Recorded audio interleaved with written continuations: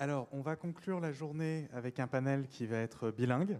Donc, vraiment, n'hésitez pas à vous équiper si vous en avez besoin de ces traductions. Et donc, ce panel qui va s'appeler « Pourquoi rien n'a changé ?» ce qui n'est pas un titre particulièrement optimiste, c'est vrai, mais pourquoi rien n'a changé? Perspective sur les luttes environnementales. Et donc, pour ce panel, on a la chance donc, de retravailler avec une partie des intervenants de la journée qui vont pouvoir nous reparler justement de de la manière dont comment est-ce qu'on peut essayer d'expliquer historiquement la lenteur des changements, puisque, comme on l'a dit, la prise de conscience n'a pas été quelque chose environnemental, n'est pas quelque chose de linéaire, mais c'est aussi, par contre, on constate de manière, pour le coup, extrêmement linéaire à travers des courbes, la grande accélération, que ce soit celle du CO2, que ce soit celle de la production des plastiques, etc. Donc, et c'est là où on va avoir tout un point extrêmement intéressant et qui nous a motivés pour créer ce symposium, qui est celui d'essayer de comprendre comment est-ce que historiquement se sont créés un certain nombre de ces blocages, et plutôt que d'avoir une approche qui pourrait être un peu moralisatrice, de dire ben voilà, il n'y a qu'à changer ça, il faudrait qu'on change ça, du wishful thinking d'une certaine manière, d'aller regarder quelles étaient les raisons qui parfois étaient... comment est-ce qu'on a justifié tel ou tel choix qui ont empêché les changements dont on hérite, enfin pour une situation dont on hérite aujourd'hui. Et alors peut-être que pour commencer ce panel, moi je voudrais vous demander à chacun un exemple précis, un exemple concis si possible, d'une situation où vraiment on aurait pu penser qu'il y allait avoir un changement par rapport à une de ces luttes environnementales, mais que finalement on est resté dans une situation de statu quo, ou pire même de retour en arrière. Peut-être qu'on peut commencer. Steve Hagimont, est-ce que tu veux commencer ? Alors, c'est pas une question si évidente. Enfin, ça invite à une histoire contrefactuelle, voilà, avec des si et si ça avait été différent. Et on peut voir en tout cas toute lutte comme un moment de bifurcation possible et comme des moments de bifurcation de fait où eh bien un choix est fait. Bon, ces bifurcations, disons, pour empêcher cet emballement, c'est vraiment difficile j'y réfléchi en plus parce que tu m'en avais parlé avant, mais bon, disons, il y a un moment classique si on vient récemment, parce que sinon on pourrait partir du XVIIIe siècle et dire voilà le moment par exemple de privatisation des terres communes en Grande-Bretagne, bah, ça serait un mouvement de bifurcation. S'il y avait si ça ne s'était pas passé comme ça, eh bien peut-être que l'histoire aurait été autre, que la Grande-Bretagne n'aurait pas emmené le monde dans l'industrialisation. Mais on peut voir peut-être les années 70 et tout ce qui se passe dans les années 70, et peut-être même, pourquoi pas, le rapport Meadows qui est commenté partout, comme un moment de bifurcation possible, un moment de remise en cause de la croissance, un moment où des personnalités politiques de premier rang au niveau européen vont prendre en charge la question de la croissance zéro, comme Sigmund Scholz, qui a une sorte de révélation avec le rapport Meadows. Et puis finalement, eh bien, une machine qui se met en route pour discréditer le rapport Meadows, pour insister, peut-être à juste titre, en partie sur les lacunes de cette modélisation. Une modélisation, évidemment, ne fait pas l'histoire et ne prédit pas l'avenir, mais une manière de discréditer, en particulier avec toute la mise en route de la machinerie économiste, disons, qui s'est attachée avec Daniel Nordhaus, avec Milton Friedman, à essayer de discréditer profondément et auprès des élites, de manière extrêmement efficace, ce que pouvait dire et ce que pouvait annoncer le rapport Meadows. Et alors, comment il s'y prenait? Quelles étaient les stratégies typiquement qui ont été utilisées par Friedman et sa clique? Ça a été de contester le modèle utilisé, le modèle World 3, qui est le modèle qu'ils ont fait tourner pour essayer de compiler des données planétaires et voilà, contester la pertinence de ce modèle, des indicateurs utilisés, et puis annoncer aussi que les technologies, l'enrichissement pourraient être des manières de résoudre les problèmes que posait la croissance. C'est-à-dire que là, il y avait effectivement tout un tas de problèmes environnementaux. Il allait se poser un problème de pollution, de pénurie, surtout on avait très peur de la pénurie de pétrole, et bien que la technologie allait permettre d'outrepasser ces limites, alors que le rapport Meadows pointait bien les limites des technologies qui généralement ne font que reporter les problèmes à d'autres endroits. C'est vraiment intéressant. Lucile, peut-être que tu peux nous donner un exemple également, d'un de ces moments de bifurcation possible et qui n'est pas embranché.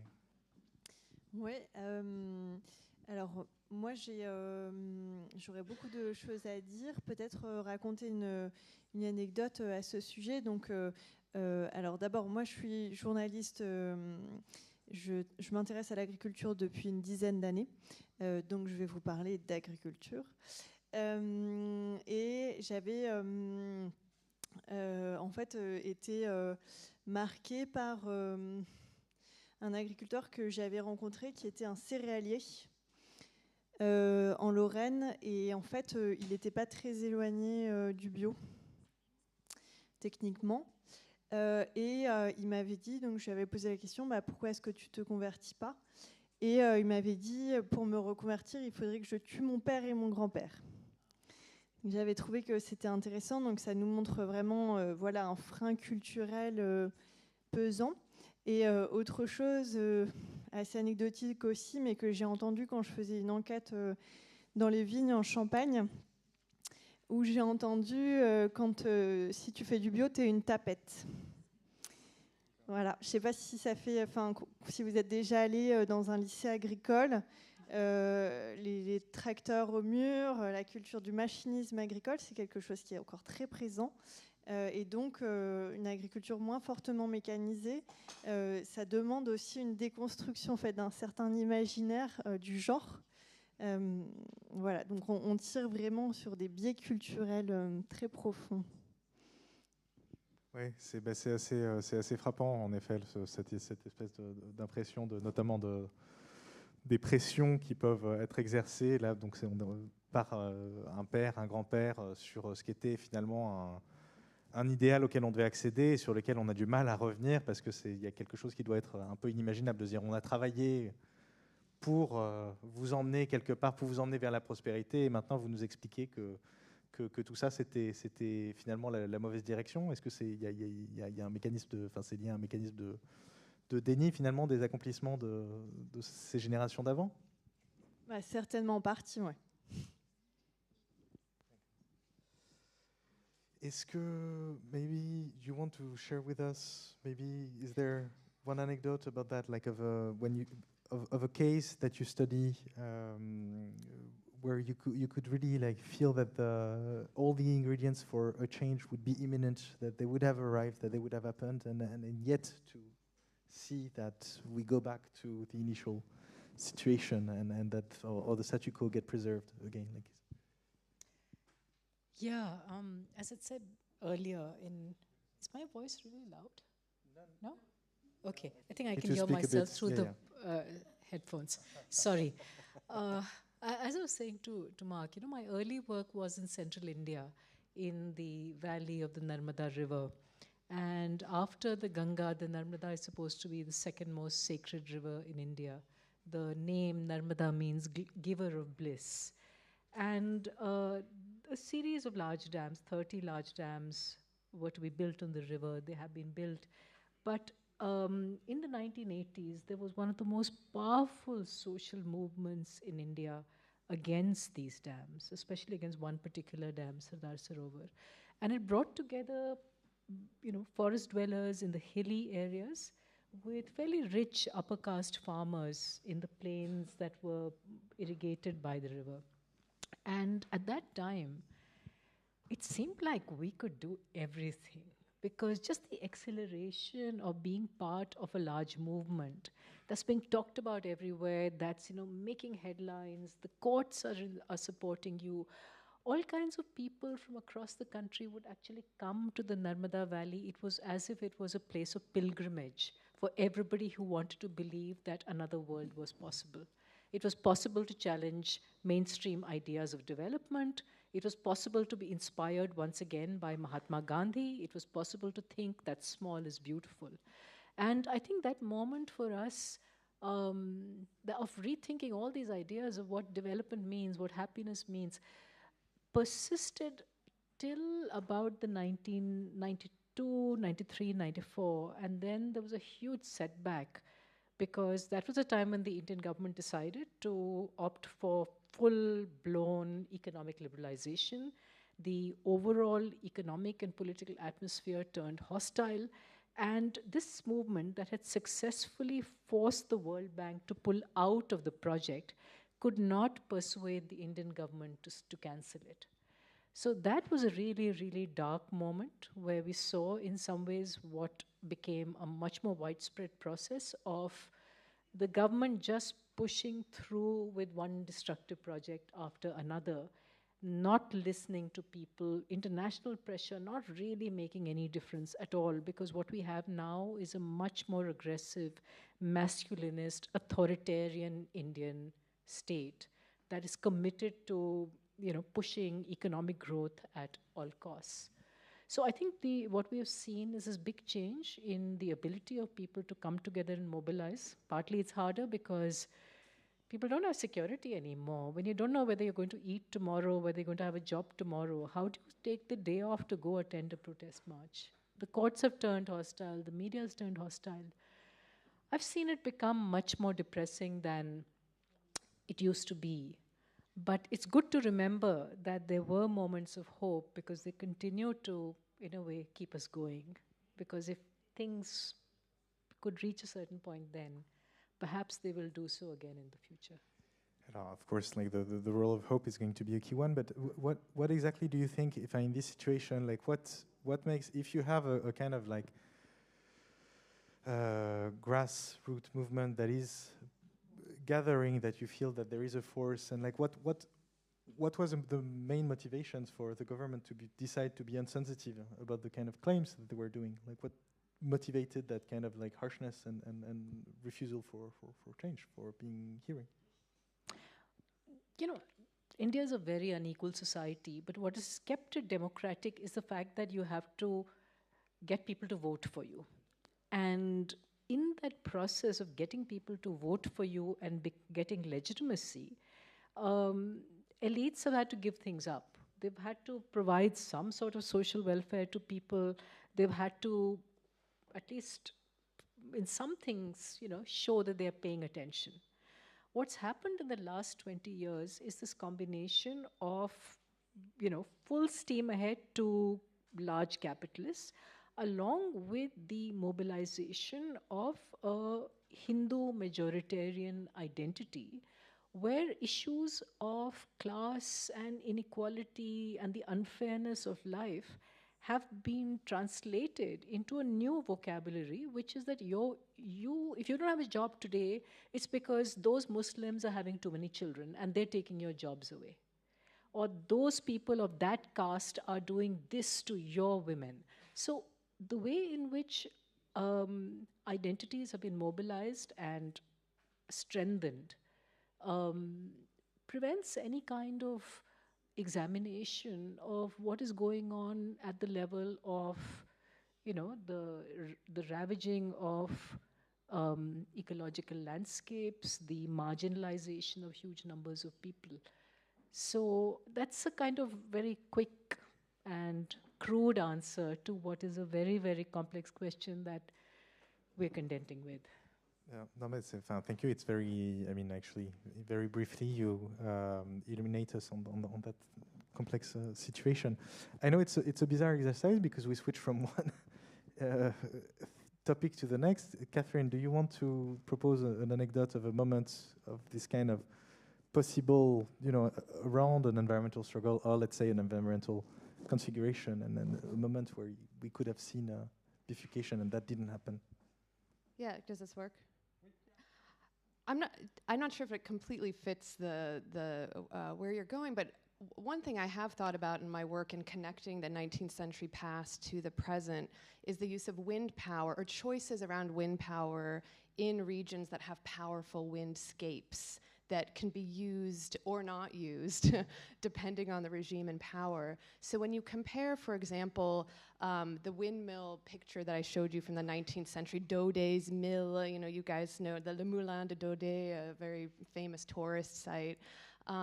There's kind of a nostalgia for this sort of mill that was not just an energy system, but it anchored that rural agricultural community.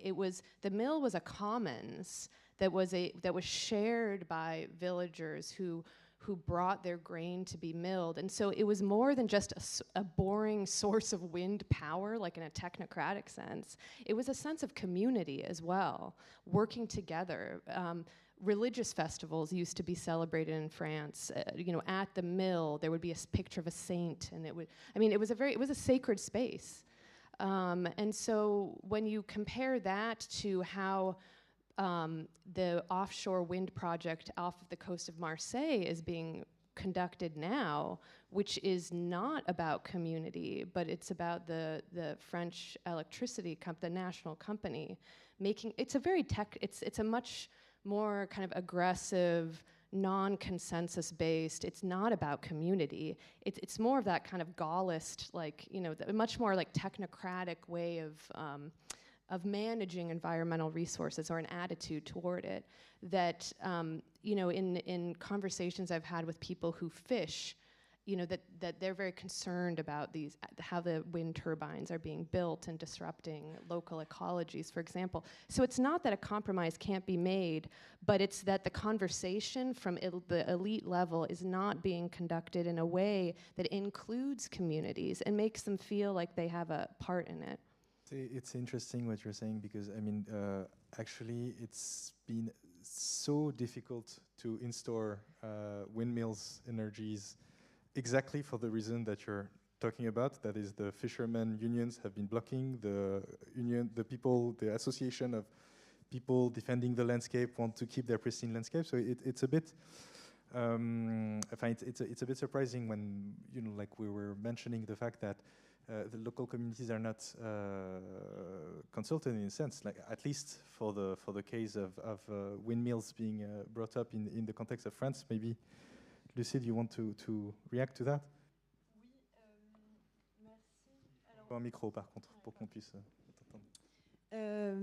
Justement, concernant en fait où se trouvent les communautés, la force sociale, en fait aujourd'hui en agriculture, il y a beaucoup moins de forces vives qu'au siècle passé ou même il y a 10 ans encore en France. On a 1,5% de la population active aujourd'hui qui travaille dans l'agriculture. Et pour vous donner une idée de la progression fulgurante, entre 2010 et 2020, on a perdu 20% des agriculteurs.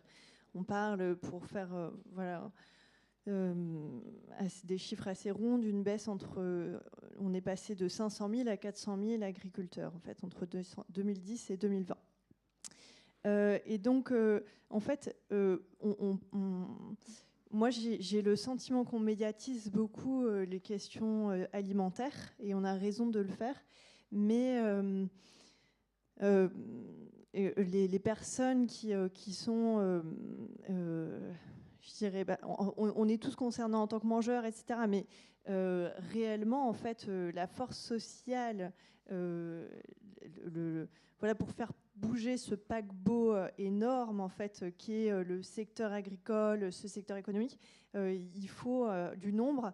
Et aujourd'hui, même quand les agriculteurs disent qu'ils ne sont pas contents, en fait, ils représentent plus qu'une minorité dans notre société. D'accord, donc oui, là on voit bien en effet le problème de la masse et de la manière de catalyser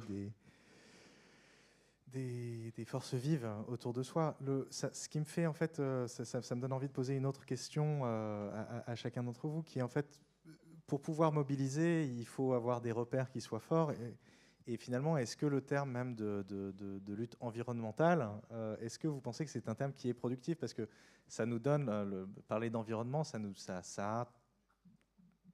peut avoir le risque de donner l'impression qu'on parle de quelque chose qui est lointain, qui est, comme dirait Jenny Price, out there, qui n'est pas justement ce qui nous traverse, ce dans quoi on est. Est-ce qu'il faut garder ce terme de lutte environnementale, selon vous? Steve, Hagimont, je pose la question par provocation, bien sûr. Je pense qu'aujourd'hui, plus que jamais, c'est des luttes politiques, puisqu'elles mettent en jeu nos façons de faire société. Donc, on peut parler de lutte politique, et toute lutte politique doit être, à mon sens aujourd'hui, mais là je sors évidemment de ma casquette d'historien, mais doit être articulée à des questions écologiques. Donc, on peut parler de lutte politique à chaque fois que l'environnement, que ce avec quoi on vit et on interagit est en jeu. On est dans des luttes politiques. évidemment, quand on parle d'éoliennes, on est vraiment dans des luttes politiques. Ça engage l'avenir énergétique de la France, ça engage des choix. Enfin voilà, non, on est vraiment dans des. Je pense qu'on est dans des luttes tout simplement politiques aujourd'hui et que la politique se définit avec.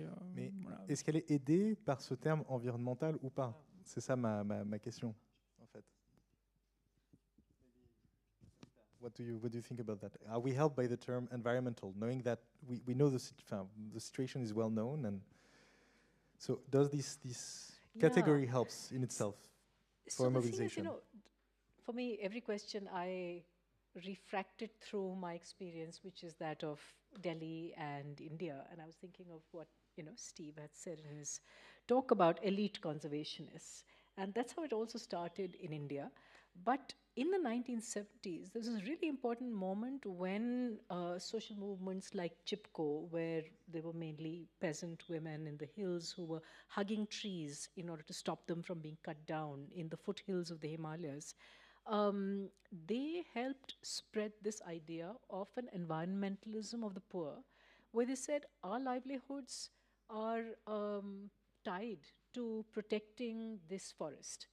And we won't let the government cut these trees down or allot the forest to a contractor for, extracting timber, resin, pine resin, and things like that.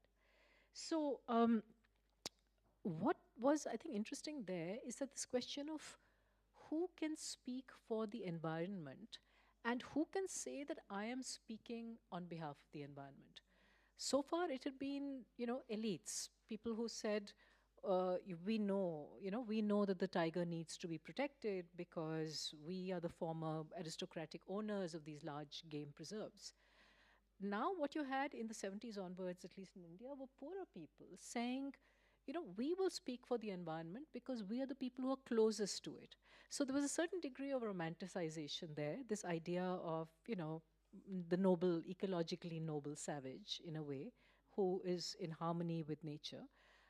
But that was a kind of strategic essentialism that helped people get attention, get support, and so on. What has happened, and I see it in cities like Delhi, is that the idea of the environment is now seen as, sort of conflated with the idea of the public interest. And it's a notion of the public in which poor people don't figure.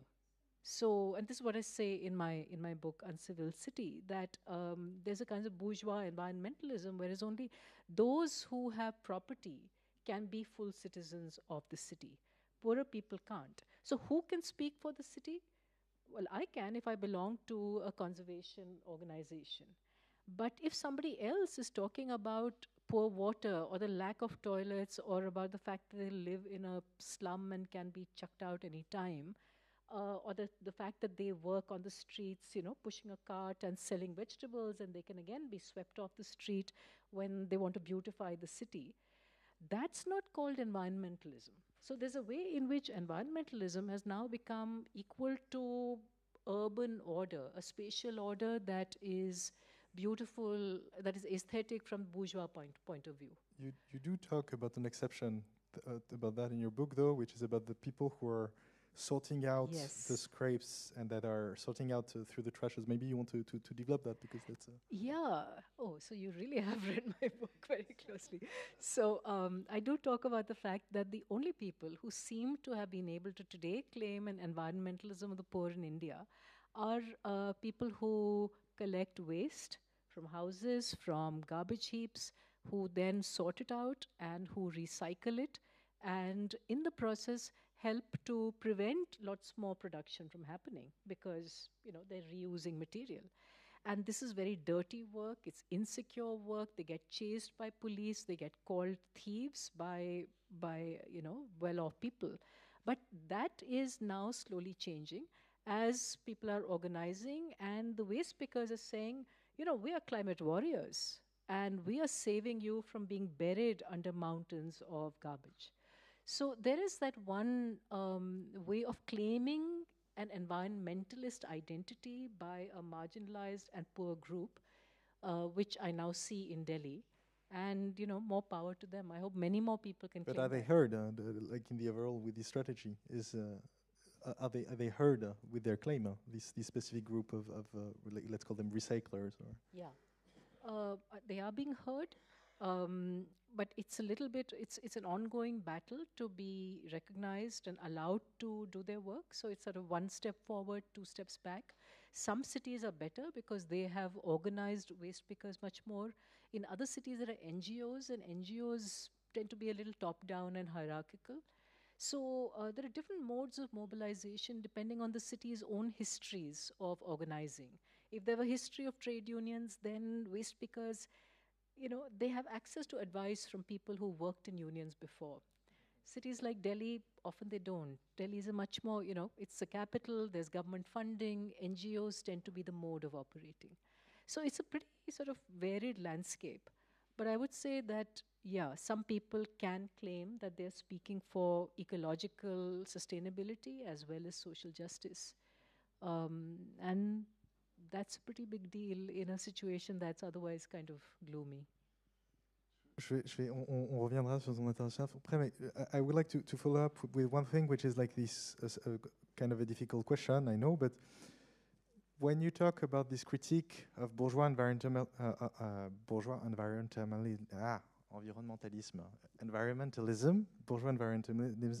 okay, he doesn't get that.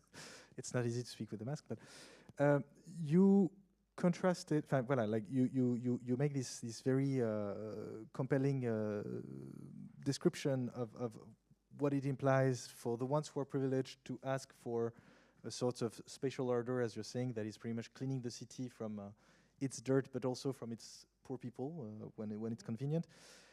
One of the questions that is that of course applies to you're talking about the question of Delhi, at the scale of Delhi and the commons in Delhi. There is, though, when you're thinking about the very important move that was done with the last COP, the fact that we went from banishing coal to phasing down after an intense lobbying by both India, China, to really ask to phase down and not to banish. This defense of coal, let's say, like that doesn't seem like at all like if it was a push for a bourgeois environmentalism. Quite on the contrary, it seems like it's a decision that was taken for the wider population, which cannot afford any other source of energy than coal. So how does that changes your model? Changes how do you review your critique of bourgeois environmentalism from that very point of view? Okay, I should begin by clarifying that bourgeois environmentalism is one stream of environmentalism. It's become more prominent in the last couple of decades, but it's not by any means the only kind of environmentalism being practiced. Having said that, the stand that the Indian government takes in international negotiations can be described by the phrase hiding behind the poor.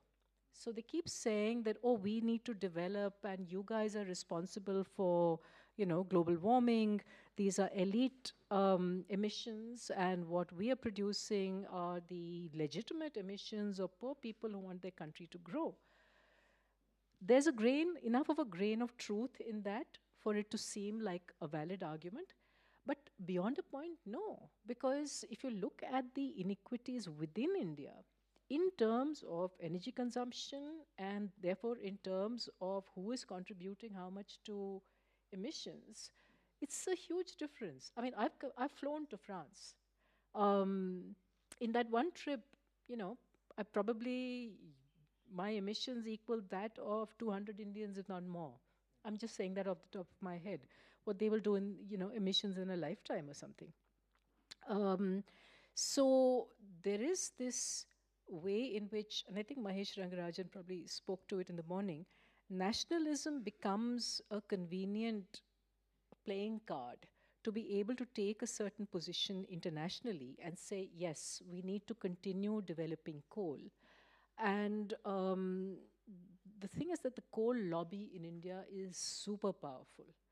These are very, very important business houses. Even the government has public sector companies that control coal. There's a lot invested in coal, by not just in financial terms, but politically and so on, in terms of who funds elections, who gets what kickbacks and bribes and so on. So that's why I think people who are aware of this political economy will say, yes, India should commit to phasing out coal as soon as possible. But it can't happen overnight, obviously, because there's going to be more dislocation if it does happen.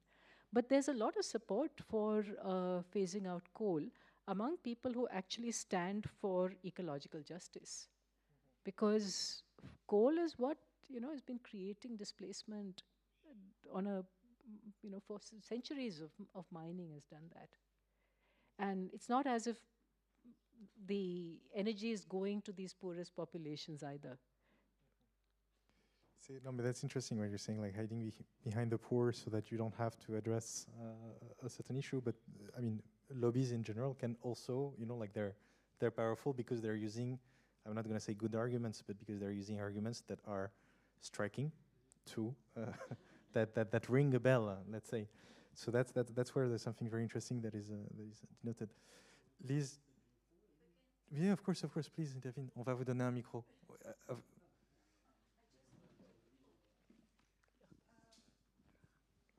Thank you so much for the panel. What I just want to put to do a follow up for Amita because she was just perfect. And what I have been seeing in this, in so many ways, is and I think it fits with the discussion about environmental struggles, is a continuous. There is a history of appropriation of discourses over time that is not innocent by any means. Just to give you one example about these questions. In the 1988, the Constitution in Brazil has defined the concept of traditional peoples in order to give voice to populations that have been powerless, historically powerless, like indigenous peoples, river people, quilombolas, which are descendants of the quilombos. This government is using exactly the same language, and it's trying to include gold diggers, which are by no means small gold diggers. We're talking about large companies, but which use the front, exactly hiding behind the poor, of these small level miners. And they want to put these miners in the Constitution as also protected. Those are exactly the miners have been killing people in the Amazon, and in particular the indigenous populations, and polluting with mercury the rivers that has been over there. So what we are seeing is exactly a way to appropriate a discourse and then go to Glasgow, to Cairo, etc., saying, oh, you're not paying attention to our poor, our communities over there. So I think it's quite important for us to start to see that there's a history for this kind of technique and strategy. And it's not from today. It has over 50 years. If you go for pollution is the worst pollution's poverty discourse, it goes a long way. That was in 1972. And it's not wrong. As you said, there's a kernel of truth in that. And we cannot avoid thinking about that. But we cannot also avoid understanding how this thing allows for the appropriation of certain discourses.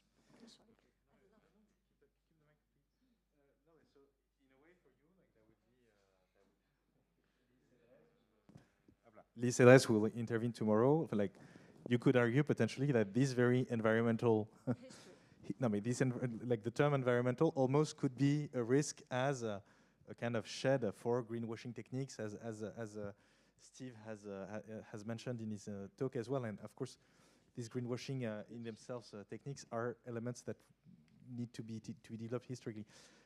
On va prendre des questions de l'audience, mais on va juste encore. Je crois que donc Lucile, Leclair voulait faire un point. Oui, sur ce mot environnement. Moi aussi, je crois qu'il faut s'en méfier. C'est un vieux mot. Pour moi, il faudrait le faire sortir dans le sens où ça donne cette idée que l'homme est séparé de son environnement, et alors que l'homme, c'est la nature et la nature, c'est l'homme. Mais bon, pour moi, toute la question, c'est aussi est-ce qu'on a vraiment envie de faire sortir le bébé avec l'eau du bain, ou est-ce que justement on déconstruit puis on reconstruit cette histoire pour mettre de la distance et du recul par rapport à notre propre histoire humaine. Mais moi, ce qui m'intéresse plus que le mot environnement, c'est un mot qui a été prononcé ce matin aussi, c'est le terme de relation. Et en fait, tout à l'heure, Amita, vous posiez la question, enfin vous disiez il faut aller voter. Moi, je me demande dans quelle relation on se retrouve aujourd'hui, dans quoi on se retrouve représenté.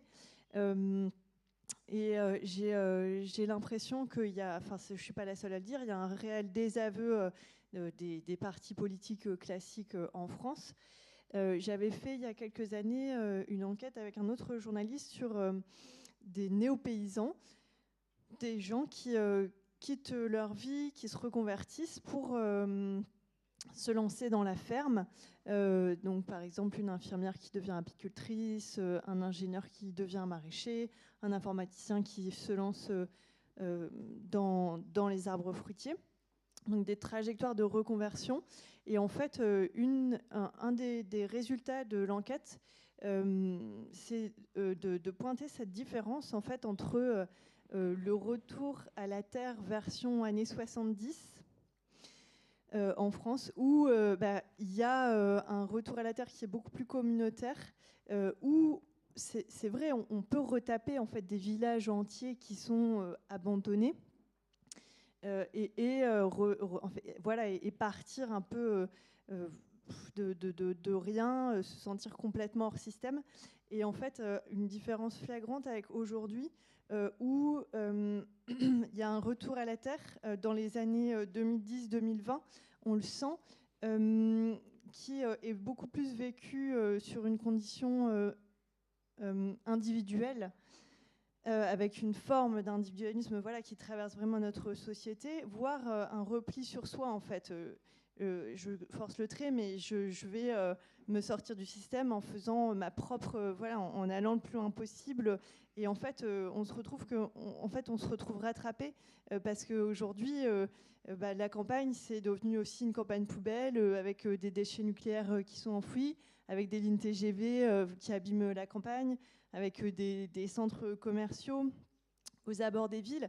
Et donc, en fait, moi, je me pose la question, est-ce que cet individualisme, c'est justement pas un frein aussi au moteur pour le changement? Et on parle un peu moins de Pierre Rabhi, mais voilà, il y a vraiment ce côté-là de je vais faire mon geste et puis être dans mon îlot paradisiaque, en fait, un peu tranquillou.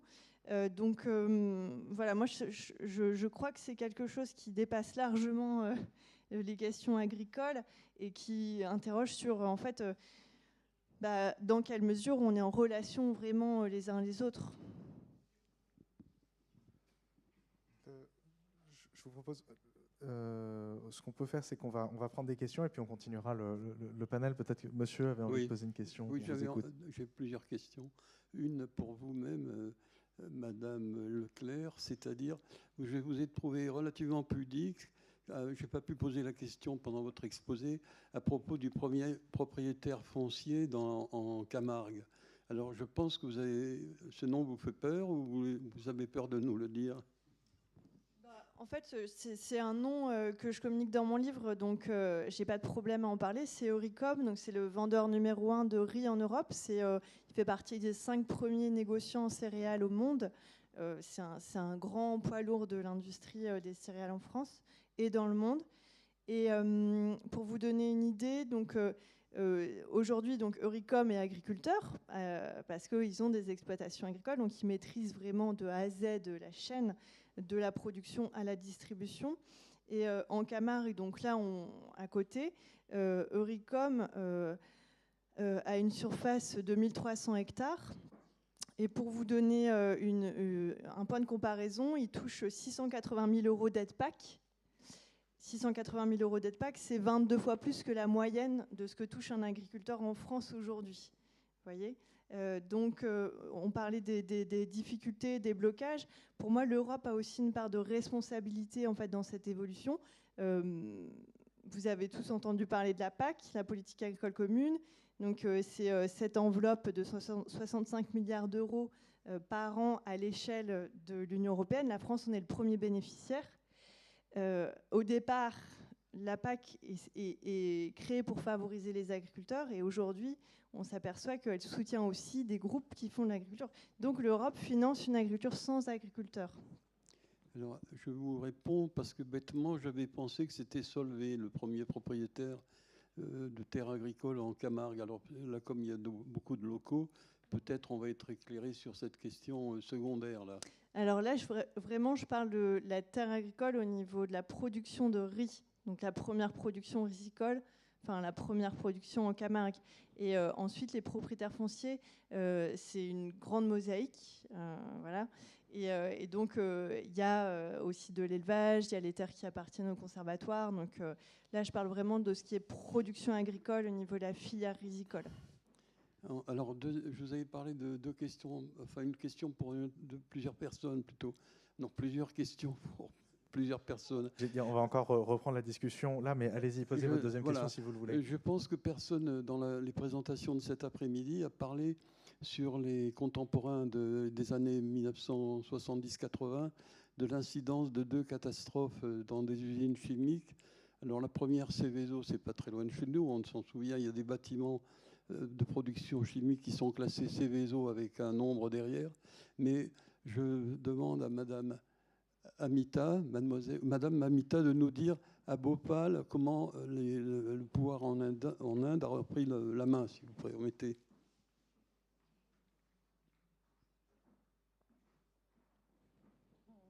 Vous pouvez en deux mots dire ce qui s'est passé à Bhopal, Madame?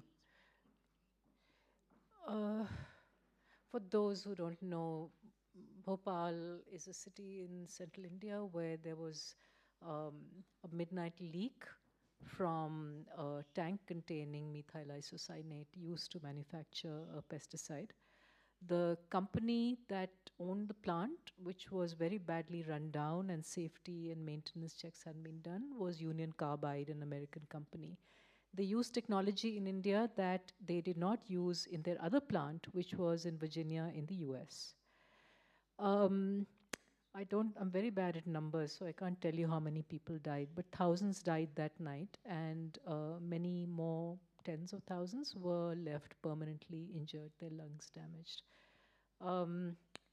Since then, the Indian government took on the fight for, it appointed itself guardian of all the people who had been affected by the gas leak and managed to make a settlement with the company. The settlement was therefore with the government. The funds were given to the government, and the people who were affected got only small amounts. Many of them left with permanent injuries, led very miserable lives. The site needed to be cleaned up. Meanwhile, Union Carbide, the business, had been sold to Dow Chemicals. So Indian activists are still fighting against Dow in order to clean up the site, which is very, very badly, the soil as well as the groundwater are toxic still after all of these years. And so that struggle is going on. What have we learned from it? I think that there are new regulations and laws in place to try and address these kinds of, prevent these kinds of disasters from happening. We've been lucky that nothing of this scale has happened again, but it is actually pure luck. We don't really have a good sense of what might happen. We are increasingly at risk, and our capacity to bear risk is fragile, as we saw with the COVID pandemic last year.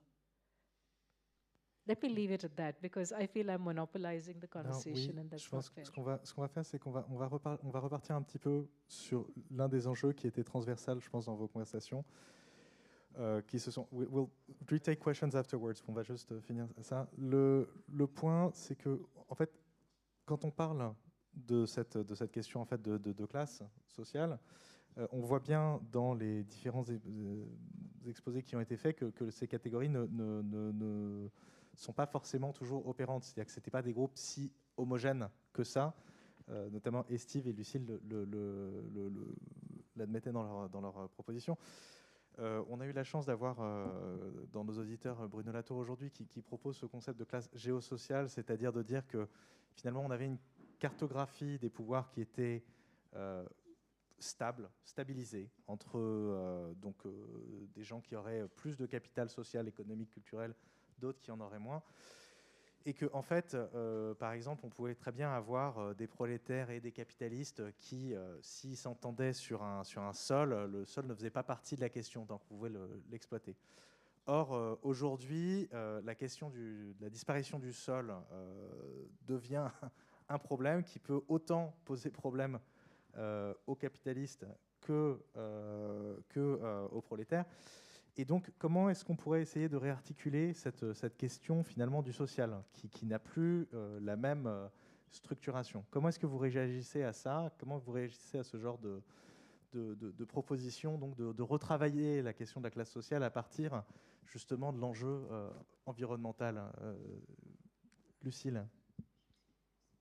Alors, moi, ce que je crois, c'est qu'on est à une période vraiment de basculement.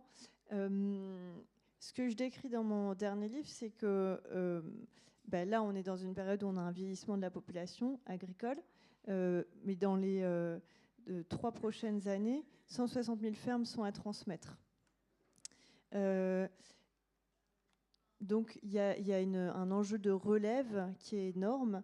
Et je pense en fait qu'aujourd'hui, toutes les classes sociales sont intéressées par la question agricole, et on va dire que le sujet est plus agricolo-agricole comme il a pu être en fait pendant des siècles. La bonne nouvelle, c'est que il est possible que la France légifère, voilà, pour éviter par exemple que des groupes industriels achètent les terres agricoles et reprennent une agriculture qui a besoin de relève. Demain, en fait, moi je pense que cette période de bascule, elle est très prometteuse en fait. C'est un des points qui est évidemment intéressant, de se dire que le point de bascule peut permettre de voir émerger un espoir. Steve Hagimont, comment est-ce que tu réagirais à cette proposition, à cette provocation même que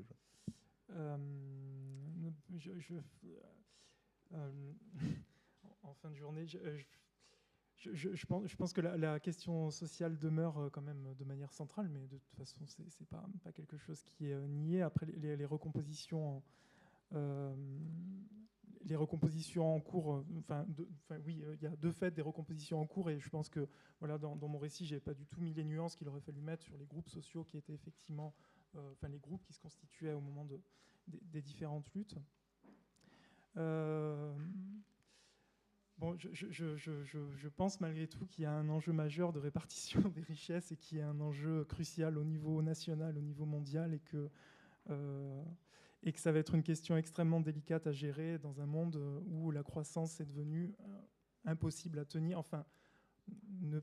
est devenue ingérable de toute façon à court terme. Et là, on voit les catastrophes qui se répètent et qui vont venir impacter, perturber la croissance de manière répétée. Donc là, on est dans une situation qui va être extrêmement tendue socialement, et il faut intégrer dans cette situation extrêmement tendue la question écologique. Je n'ai pas répondu à ta question. Mais non, je vois qu'en effet, voilà. Parce que c'est un point qui est très difficile, cette espèce de moment de recomposition qu'on a finalement des horizons sociaux.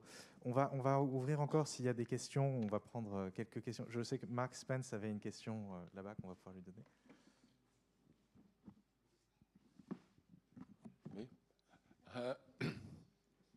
Hi. So, John Thankara.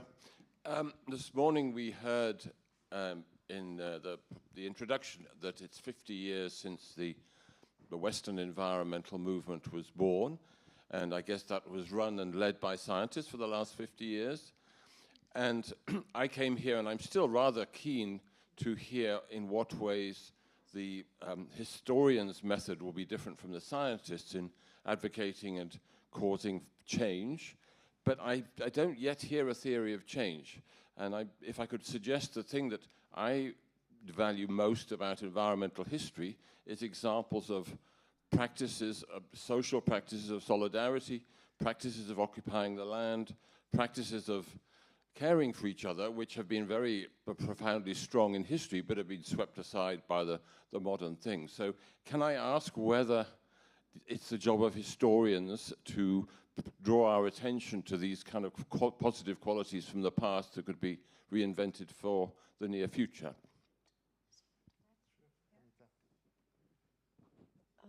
If I may respond to it, I'm going to quote a historian, since I'm not a historian myself, and that's Mike Davis. And Mike Davis wrote this book called Late Victorian Holocaust, where he talks about the coming together of two sets of events. One, global colonialism, and the second, the movement of El Nino, southern oscillation, in such a way that there was dry weather and drought in northeastern Brazil, in Egypt, in India, and China. But he said that these kinds of global weather climate variations were a part of what people had lived with. What made it a scene of famine across the world was the presence of a new actor in the in that particular scene, which was colonialism. And so what he described is very interesting because it shows how one's perception of whether a change was good or bad can really depend on where one is in the world. So according to Mike Davis, at the beginning, at this time that he's talking about, which I think is like the early 19th century, the position, he says, of a French peasant in relation to the French aristocracy, and the position of an Indian peasant in relation to the Indian aristocracy was kind of similar. The French peasant and the Indian peasant, in terms of their living standards and life expectancy and a whole host of things, were actually quite close to each other. He says that after colonialism, what happened was that the formation of nation states, access to colonies, etc., French peasants' lifestyles improved quite a bit. So they moved up in the world. They became better off.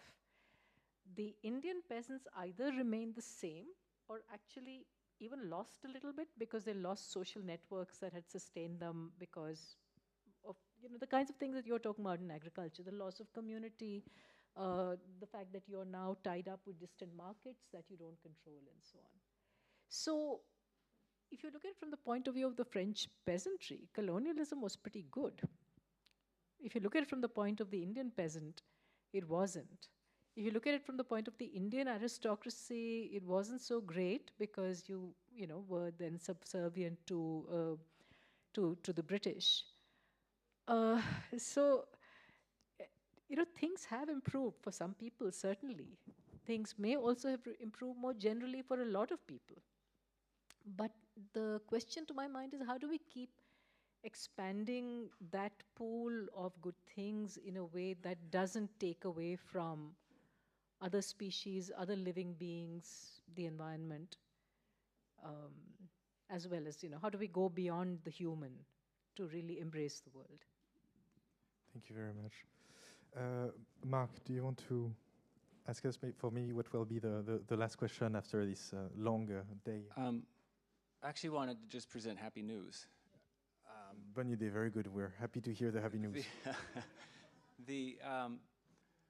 So sort of the first thing to note is indigenous people live within 15 generations. There's the 7 generations before you're born and the 7 that you intend to follow you. And that basically means a person can never be selfish because you're always thinking of everyone that came before you, and you're always thinking of, not always thinking, but if you're going to take a selfish decision, you will be chastised. You may stay within a reservation, but you're going to lose a lot of friends and probably some uncles too, and aunties.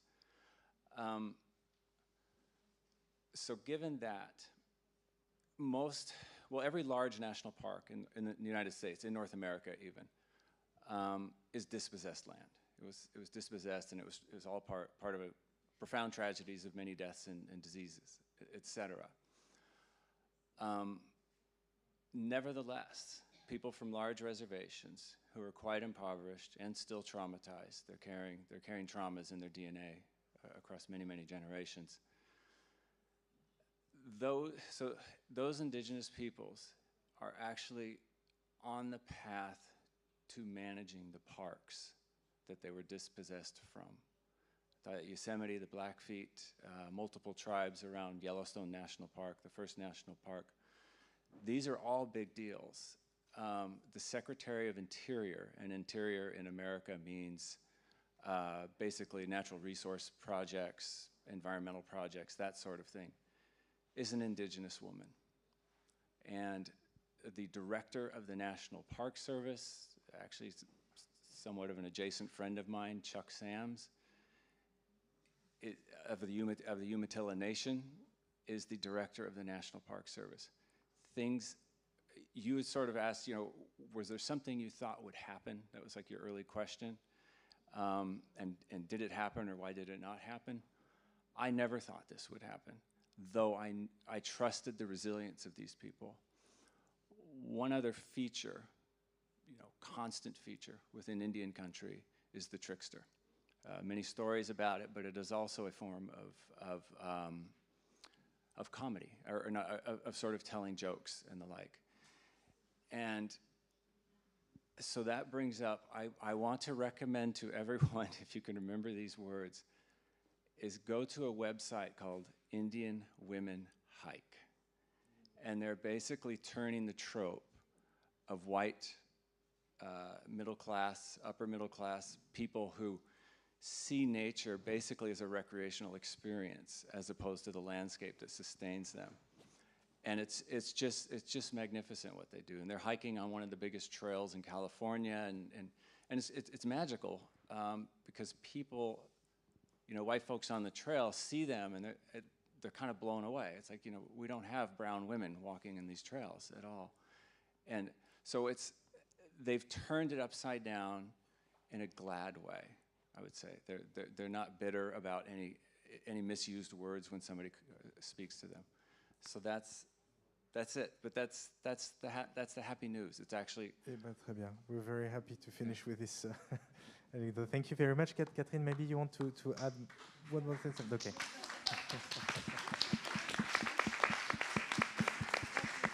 Donc, merci beaucoup à tous et à toutes. On se retrouve demain à 10h30 pour la deuxième journée. Merci d'avoir été là pour cette journée extrêmement riche.